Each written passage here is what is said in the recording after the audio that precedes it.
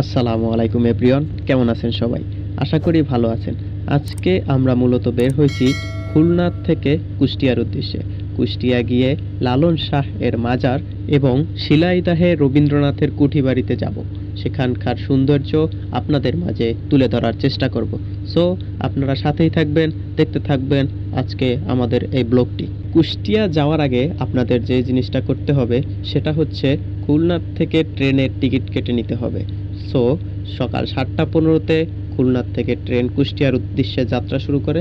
আপনাদের ওন টাইমে টিকিটটা কেটে নিতে হবে। চাইলে অনলাইনের মাধ্যমে কেটে নিতে পারেন এবং এখানে এসে কাউন্টার থেকেও টিকিট সংগ্রহ করতে পারেন। সো আমরা এখন ট্রেনে উঠবো, ট্রেন চলে আসছে। সো চলেন আমরা কুষ্টিয়ার উদ্দেশ্যে যাত্রা শুরু করি। যেতে যেতে আশেপাশের এই সৌন্দর্য আমাকে সত্যিই অনেক মুগ্ধ করেছে। বৃষ্টিময় আকাশ এবং পাশের দৃশ্য, ট্রেনে ভ্রমণ, সব কিছু মিলিয়ে একটা অসম্ভব প্রাকৃতিক সৌন্দর্য যেন আমাকে ঘিরে রেখেছে। মনে হচ্ছে যেন সৌন্দর্যের এই লীলা খেলায় ঘুরতে ঘুরতে আমরা চলে যাচ্ছি অজানার উদ্দেশ্যে। কিন্তু আমাদের গন্তব্য ওই যে লালন শাহ এর মাজার এবং রবীন্দ্রনাথের কুঠিবাড়ি। প্রকৃতির এই রূপ, রং এবং সৌন্দর্য আমাদের বারবারই মুগ্ধ করেছে। সো আমরা প্রকৃতি দেখতে দেখতে এখন চলে যাব কুষ্টিয়া। নাও আমরা এখন চুয়াডাঙ্গাতে আছি। সো আমরা এখানে একটু ফটো সেশন করব, দেন আবার ট্রেনে উঠে আমরা চলে যাব আমাদের ডেস্টিনেশনে। So let's go. Photo session complete করে আমরা আবার যাত্রা শুরু করলাম ট্রেনে করে। এখানে একটা মজার ব্যাপার হলো, আমরা যখন নিচে নামছিলাম ছবি তোলার জন্য, সেক্ষেত্রে ছবি তুলতে তুলতে আমাদের একটু লেট হয়ে যায়।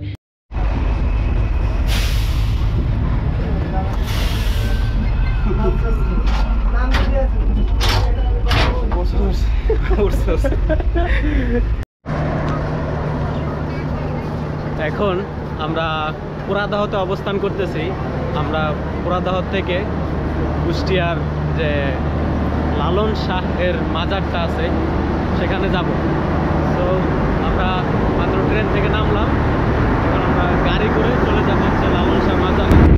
দেখতে দেখতে আমরা চলে আসলাম কুষ্টিয়ার পুরাদাহ জাংশনে। এটাই আমাদের লাস্ট স্টেশন। এখন আমরা সিএনজি করে চলে যাব লালন শাহ এর মাজারে। সেখানে গিয়ে আমাদের প্রথমত মূল কাজ হবে খাবার খাওয়া, কারণ দুপুরের খাবারটা সেরে নিলে হাতে অনেকটা সময় পাওয়া যাবে ঘোরার জন্য। সো আমরা সেখানে গিয়ে খাবার খাবো।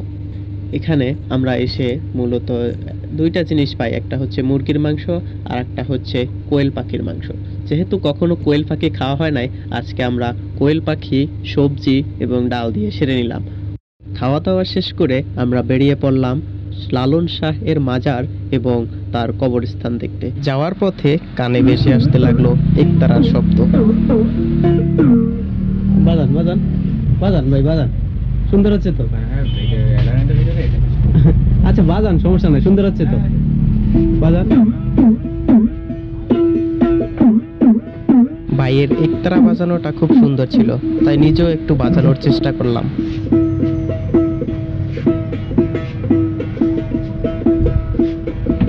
যে জায়গাটায় প্রবেশ করতে যাচ্ছি সেটা হচ্ছে মূলত লালন শাহর আখড়া। এখানে লালন শাহের মাজার এখানে সমাহিত করা হয়েছে।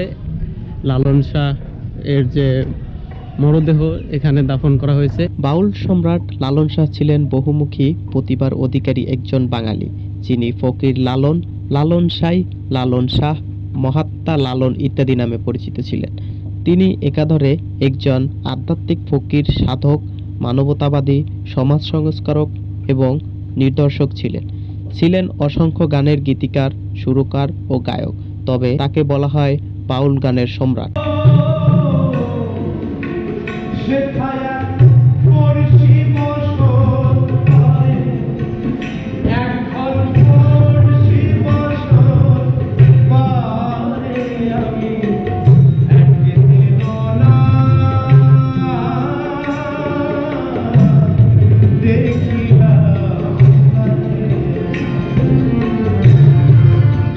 লালনকে বাউল গানের অগ্রদূতের অন্যতম একজন হিসেবেও বিবেচনা করা হয়।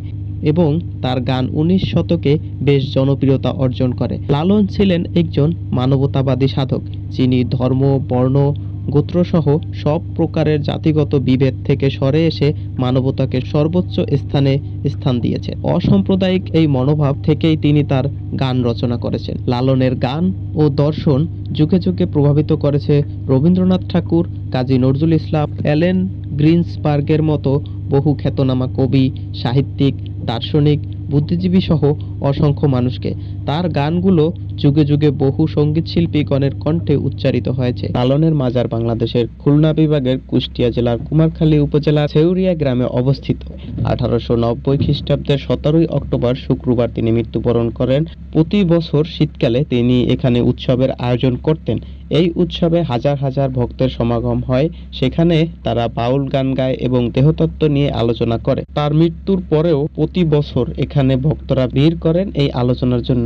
এভাবেই এখানে একটি আখড়া তৈরি হয়। তার প্রিয় ভক্তরাও এখানে সমাহিত। এভাবেই দিন দিন এই জায়গাটার জনপ্রিয়তা বেড়েছে। এখানে তার বর্তমান মাজারটি 1963 সালে নির্মিত হয় এবং 2004 সালে সেখানে একটি আধুনিক অডিটোরিয়াম সহ একাডেমি ভবন নির্মাণ করা হয়। সমাধি কমপ্লেক্সে লালনকে নিবেদিত একটি জাদুঘর রয়েছে। প্রতি বছর দুবার এখানে লালন মেলা বসে, একবার দোল পূর্ণিমা উৎসবের সময়, আবার পহেলা কার্তিক অর্থাৎ 18 অক্টোবরের সময় লালনের আখড়ায় এই মেলার আয়োজন করা হয়। লালন মেলায় সারা দেশ থেকে তার শিষ্যদের আকৃষ্ট করে। এছাড়াও দেশ বিদেশ থেকে অনেক দর্শনার্থীগণের আগমন ঘটে। লালন মেলায় আমন্ত্রণ জানিয়ে আজকের ভিডিও এখানেই শেষ করছি। আমাদের পরবর্তী ভিডিও রবীন্দ্রনাথের কুঠিবাড়ি দেখার আমন্ত্রণ জানিয়ে আজকের মতো বিদায় নিচ্ছি। আল্লাহ হাফেজ।